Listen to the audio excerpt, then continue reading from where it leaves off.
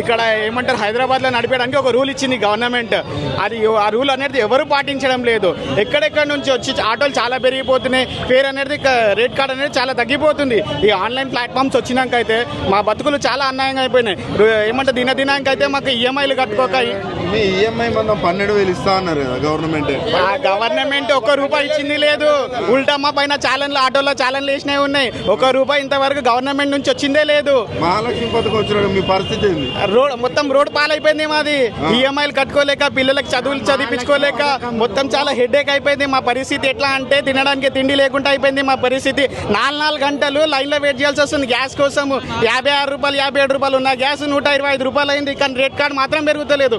Illegal district autos అయితే చాలా వస్తున్నాయి. దొరకదు తోల్దామంటే జనాలు ఫ్రీ బస్సెస్ అయిపోయినాయి.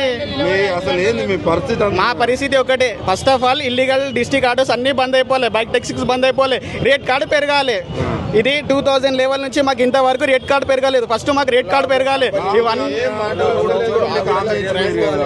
రాహుల్ గాంధీ లాంటి వాళ్ళు కూడా వచ్చి 12,000 ఇస్తామని. రాహుల్ గాంధీ ఖాళీలు షో కుటప్ మాత్రమే.